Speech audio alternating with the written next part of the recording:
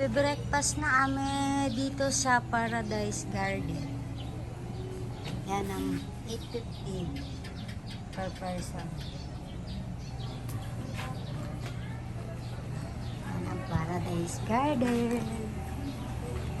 Last day today. Paradise Garden.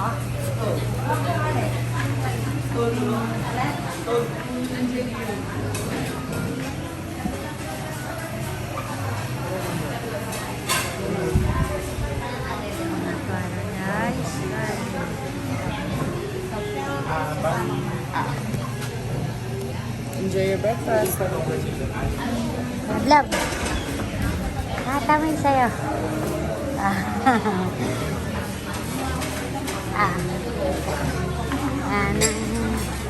Dito ang breakfast buffet nila.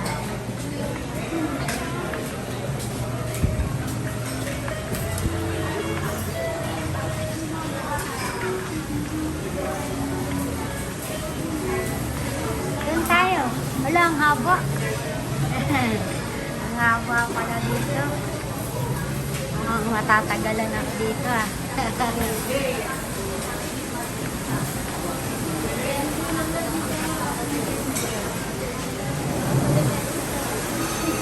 Grabe yan. Pwede ka lang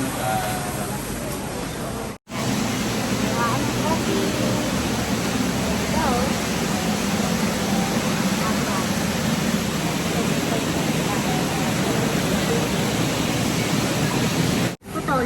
Meron putol-putol. Ano, sarap ng ano nila rito, buffet. Napakahaba ng kukunan ng kompleto. Salad, bread, lahat mamaya tutur kayo ni Chibi. May danggit. Meron.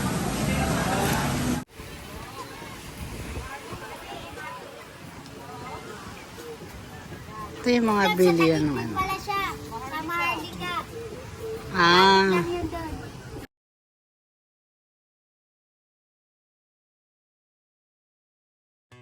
Life in a world that keeps changing. Think that it's progress you're making. Copy and paste pretty faces all the time.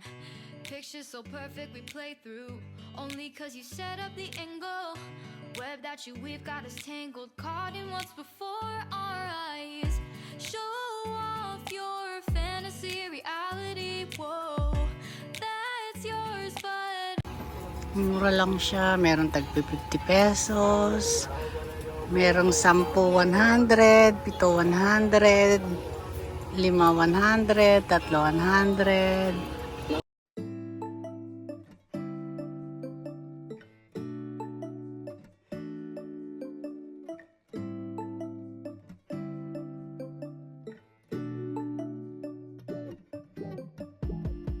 When I wake up, I feel cozy, yeah. Can you hold up? So, dito na kaya kay Joe bumili ng pasalubong. Magaling po siyang mag-lettering. Tapos mura pa yung mga tinda niya. Very affordable. Pasalubong. Available here beside the hub. Ayun yung hub. Nandito lang siya sa tabi. Second stall, yung pangalawang stall. Mabait, nagbibigay ng discount. Ito, dito to sa Station 3 and Docks Hub. Lagi ng cellphone, ma'am.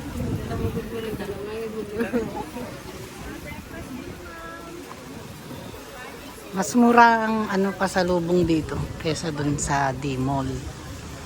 Kaya kung bibili kayo banda rito na sa Station 3, mas mura po sila magtinda. Yung 6,100 nila doon dito 7,100. Yan, basta po ano siya. Ito meron pang 10 for 100 sila eh. Nung kami bumili sa Station 1, 6,100 lang eh. Kaya dito po kayo bumili sa tabi ng hub. Mas mura po ang pasalubong. Okay. Try nyo po. Murang pasalubong. Ayan si Joe, yung nagle-lettering. Ang galing niya mag-lettering. Ito oh. 10 for 100. Libre na yung pagpapalagay ng Know I hold us up. Let me know if you ever think that I am being too much. You got me feeling love. Even though I hold us up. Let me know if you ever think that I am being so. Just stay a minute, another minute. Hold on a second. I love this moment, yeah. Just stay a minute, another minute. Hold on a second. I love this moment, yeah. Just stay a minute, another minute. Hold on a second, I love this moment, yeah. Just stay a minute, another minute. Hold on a second, I love this moment, yeah. Just stay a minute. Video na. magandang umaga. Pabalik na po kami ng Manila. Goodbye, Boracay. Bali, 7 nights, 8 days and 7 nights kami dito. At ang nagastos namin ay more or less 60K po. Diyan! Sakit sa bang. Pero masaya naman. So, Saya, sobra, pero sulit. mas masaya dito sa Boracay kung marami pang pera talaga eh. Kasi talagang mahal lahat. Kaya pag gusto nyo pumunta ng Boracay, Ipon. matagal pa lang pagplanuhan nyo na at pag-ipunan nyo na. Kami December last year. Bali, 5 months din pinag-ipunan. Very expensive. Napakamahal ng gas. Bali, every month, binubok ko yung ticket muna. Bali, January, ticket muna. February, hotel muna. Tapos, insurance, yung mga activity, foods, yun, no? Transportation, yung mga pagsakay-sakay. Tsaka pagbili ng pasalubong. Konti nga lang nabili ng pasalubong. Kasi talagang tipid. Tipid. Super tipid pa kami nun sa Tipid na 60K. tipid pa kami nun sa 60K. Grabe. Pero sulit naman. Napakasaya. Sobra. Ano, unforgettable. Ito yung the best memory sa akin. Kasi first time in my life. Para kami first time ng Boracay. Naarapin kami rito. Boracay. Yes, sobrang ganda. Ang mga napuntahan namin hotel ay La Carmela, Emerald, Zuzuni. Tapos itong last na po itong Paradise Garden. Paradise Garden. Ito yung pinakamalaki, Paradise Garden. Tsaka yung La Carmela. Na. Actually, pool view yung nireserve ko, kaya lang dahil matataas na yung mga pool nila, hindi na rin masyadong kita yung Guys, dito tatapos ang aming kwento sa Boracay. Bali, ang araw na yun ay June 5, Wednesday. Today, it's my birthday. Birthday nga. Yung time check, 11:30. Pa-check out na kami. Sana, kahit na LDR na uli kami, bali Friday, balik ko ng Japan. Sana, supportahan niyo pa rin po yung aming channel.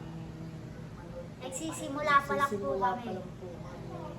Kailangan namin ng support niyo. Oo, kasi kahit anong gawin kong kayod sa ibang bansa, hindi pa rin nakakaipon kasi lalo na po ngayon ang mura-mura na ng yen. Ang laki ng binagsak ng yen. Parang umabot siya noon ng pinakamataas na 54. Ang isang lapad is 5,400 pesos pero ngayon po ay 3,600 pesos na lang. Ang yen. Napakababa na. Siya rin po, kahit na anong sikap niya sa trabaho niya sa restaurant, alam niyo na po kung magkano lang ang sweldo dito sa Pilipinas. Wala po talaga kami. Sa bill. So, hindi na po kami magpapaka-plastic. kumbaga parang nakikipagsapalaran din kami, nabakasakali, sulatin din kami sa YouTube. At the same time, nare-record namin yung mga memories namin. Pag tanda, mapapanood mo pa rin siya. Yan. Tsaka pag nawala na kami, makikita ng mga anak namin. At sana, swertein din kami para matapos na yung At aming... dahil sa inyo, magiging successful kami. Sa tulong nyo, na sa like and subscribe. na sana tapos na yung pagiging LDR namin. Kahit na simpleng buhay lang dito sa Pilipinas. Abangan niyo po yung aming istorya ng aming relationship. LDR. LDR, ang hirap. 3 years na kami. 3 years, April 9. Sana nga, ano, kasi ito lang ang way, para mag-end yung LDR eh. Kasi ang hirap naman. Mahirap kasi talaga LDR. Hirap makipaglaban. Hirap sa Ang lahat. hirap din ang buhay sa Pilipinas. Ay, Maraming Thank you, salamat guys. po. Thank you so much. goodbye Boracay. Ano ba? Yung susunod namin mga vlog, mga... Yun na yung normal araw-araw na namin pamumuhay gagawin namin. sa buhay. Trabaho, bahay. Vlog Ah. will end today. Mamaya pa. Hanggang Tapos sa na yung- po itong vlog Tapos pa. na yung maliligayang araw namin. Ano na naman, kahit na naman mula sa Lunes. Bye-bye. Hello po. Bye, nandito kami sa beachfront.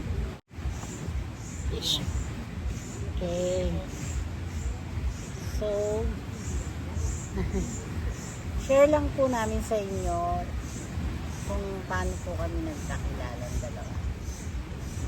Paano mag-umpisa? Founder siya sa isang page sa Ay, Facebook. dun ba tayo nagkakilala? Nag-scroll ako sa Facebook.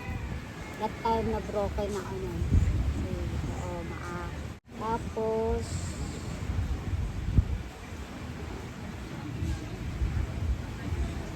sabi ko sa sarili ko sino yung babaeng nakita kong maganda ang profile, yung ano. Ayan. I-add ko. Lumabas yung profile niya sa people yung na interest agad ako. Tapos, i-stalk ko siya. Tapos, pagka-stalk ko, tignan ko yung photos na sabi ko, ganda naman ito. Parang Mayumi. Ano? Tapos, inad ko siya. Mga segundo lang, in-accept niya na ako. Ayan. Tapos, mga ilang minuto pag-accept niya sa akin, nag-PM ako ng thanks sa accept. Ganun. Tapos, biglang may umano sa notification ko sa Facebook. Ni-invite niya ako sa page niya na nagulat ako na LGBT din pala siya. Kaya nabuhayan ako ng loob nun. Sabi ko, uy, okay, ito siguro yung ano, siguro yung binibigay sa akin. Kaya yun. Sa bilis lang ano, nangyari dahil sobrang gawin ko noon, sobrang galit ko sa ex ko. Sabi ko, papalitan kita agad. Higit pa sa'yo. Totoo naman, bigay ng Diyos sa akin, higit pa. Ayun, tapos, di pa naman niya ako talagang entertain, matagal. Nag-hi ako, ganun. Hi lang siya, napaka ng mga reply niya. Tapos, binara niya ako, sabi niya sa akin. Hindi ako nag-entertain dahil may karelasyon daw siya. Ano yung salita niya sa akin sa messenger. Oo, that time may karelasyon kasi. Tapos, tapos tinatawag niya akong bunso, kwentuhan Oo, kami. kasi akala ko mga 20 plus lang siya. Yung itsura niya kasi parang ganun lang kabata. Kaya sabi ko, ba't bunso? Ano ba yan? Wala, 40. Bali, nung nakilala kita, 43. Ah, Ngunit nagulat nga ako eh, para lang mga mukhang 23, 25, yun. Bunso pa niya, bunso pa tawag 43 na sa pala akin. siya nung time na yun. Tapos, nung niligaw ako siya, binasted niya ako. Niligaw ako sa kanya talaga sa messenger. Sabi ko pa sa iyo, kaibigan, may witness pa ako nung nakilala akong babae. Sabi, hindi ko titigilan yun hanggat di nagiging akin. Tapos, nawala lang ako ng pag-asa nung nakita akong post nila sa page dun sa ex. Sabi ko, Papu, may boyfriend, lesbian din. Ayun. Tapos, yun na lang, pinagdasal ko na lang na sana maghiwalay na sila. Kahit kung sama-sama ko. Ayun, talagang isang taon ako naghintay. Nung nag-post siya sa FB, sa page niya lang, Rocket, tapos nag-post siya na, sabay pinost siya na gusto niya mabilis sarili niya, habang ay siya, nag-komenta ano na kung ano ang nasa puso mo, sundin mo. Tatadawi lang. Sabay komenta ano. Tapos ayun na, ay that time broken din ako. Siguro. Maraming dumaan ng problema kung ano-ano. Oo, Binasted ko muna siya. Pero wala na akong karelasyon. Basta ako, tapos Nung binasted kita, wala na akong karelasyon. Nayawan ko na yung ex. wala na sila ng ex Pero niya. binasted ko pa rin siya. Pero, Binasted niya pa rin ako. hindi nga. Tapos, Ang ulit ako, di ba? Hindi ka tayo ulit siya na lubayan. lang ulit. Ayun na. Sinagot ko na rin. Sa pilitan. Isa. Tapos, 2 years ago, nung una ako umuwi sa'yo, no? Oo, kaso wala kaming 1 year. happenings nun. 1 year anniversary. Oh, 1 year. Wala kaming happenings na nangyari nun kasi puro importanteng bagay ang inasikaso niya nun kasama ang anak niya. Kaya, diba? Dahil wala naman tayong happenings nun. Talagang yung biglaan din ang uwi niya kasabay ng anak niya. Kaya itong pangalawang uwi niya, pang 3 years na ito na. 3 years anniversary na ito. Binongga niya. Tapos, treat siya sa birthday ko. Sobrang saya kasi ngayon lang nangyari sa buhay ko to. Narating ko itong Boracay, akala ko sa Facebook. Ano po, meron po akong founder po ako ng ng Pride of Asia. Sana kung gusto nyo Baka ka-LGBT. mag-join sa Facebook page Pride of Asia. Hindi na siya masyadong active pero ongoing pa naman po. Nag-a-accept pa po kami ng mga members. Yan ang buhay namin bilang LDR. Actually, bitin na bitin tong pag-uwi niya kasi 2 weeks lang. 15 days. 2 years ako nag-antay uli. 2 weeks lang siya. Eh, sa hirap ng buhay, mag-ipon eh. Yan, ganda na ng view, wala nang tao.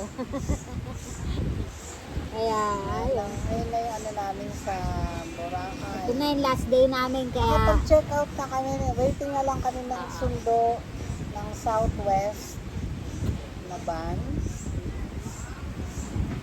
Pagsasaraan muna namin yung dagat kasi matagal na uli. Baka hindi na rin tayo makabalik sa ibang place na yung punta namin next time. Yun po. Konti lang po Subaybayan ang niyo kami. age gap namin. Kaya lang nga kasi hindi siya mukhang 46 years old. Kaya parang ang layo-layo, no? kasi, Parang nanay niya na ako eh, charot. sabi, para hindi ka Halos magka-stress sa edad kami, itsura. kaya lang nga kasi Tawanan talagang bata mo lang. ang iyong problema.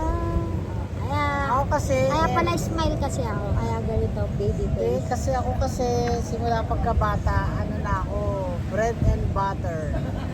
Ako rin po ang bumuhay sa 2 kong anak as single mother. So, hirap talaga. Siya parang wala akong masyadong pinipili sa buhay. Spoiled siya sa mga kapatid niya, sa magulang. Ewan. Kaya hindi masyadong nahirapan sa buhay. Yan, ganun. Eh ako matured na ako kasi talagang ako talaga bumubuhay ever since sa mga Bye, Boracay! Thank you kay Love kasi pinalasap ko sa akin yung ganito.